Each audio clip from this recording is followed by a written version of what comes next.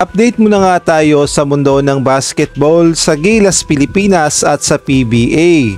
Commissioner Willie Marcial planong bumuo ng in-season tournament kung saan kukuha ng mga guest team at ilalaban din ang Gilas Pilipinas sa PBA. Samantalang ang Indonesia Basketball tila ba'y naguluhan sa rules ng SEA Games sa Thailand. Ngunit bago tayo magpatuloy, pakipindot naman ang like, subscribe at ang notification bell para updated ka sa susunod kong i-upload.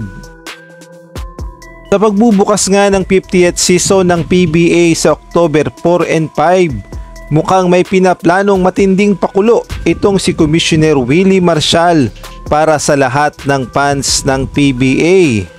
At eto nga good news dahil si Commissioner Willie Marcial pa rin ang hahawak sa PBA sa 50th season dahil muli nga siyang naitalagang commissioner ng PBA at pang 9th season niya na sa PBA, kaya naman may matinding pakulo itong si Kume.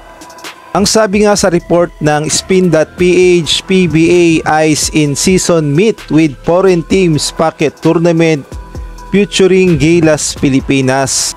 Kaya naman kaabang-abang talaga ang pinaplano ng PBA na magkaroon ng in-season tournament kung saan makakaharap nga ng Gilas Pilipinas ang kupunan sa PBA. Magandang laban nga iyan kung sakaling matutuloy at ito pa nga ang matindi.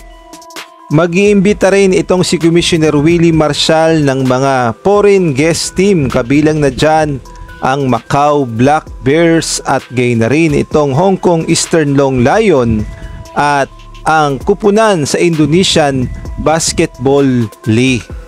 Samantalang malaking tulong naman sa Gilas Pilipinas ang pinaplano ni Commissioner Willie Marcial na pocket tournament dahil mapaghahandaan ng Gilas Pilipinas ang kanilang mga darating na laban, kabilang na dyan ang FIBA World Cup Asian Qualifiers kung saan makakaharap ng Gilas Pilipinas ang Australia, New Zealand at Guam.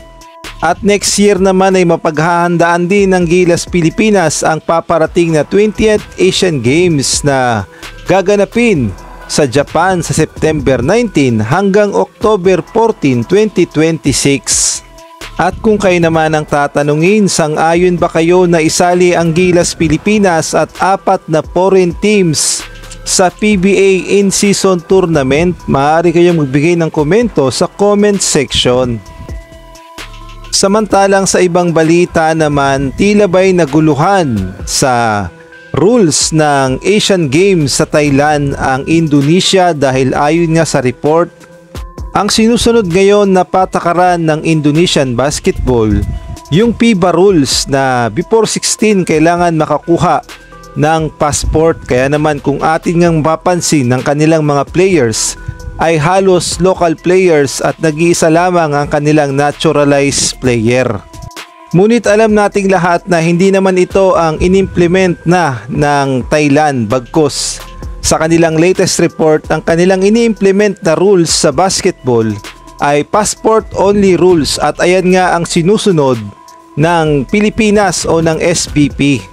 Ngunit kung sakaling magbago talaga ang ihip ng hangin at sumunod ang Thailand sa FIBA rules, mapipilitang maghanap itong si Coach Norman Black ng panibagong lineup ng Gilas Pilipinas na puro local at may passport before 16 at isa lamang ang gagamiting naturalized player, kung hindi si Brownlee ay si Angelo Kwame.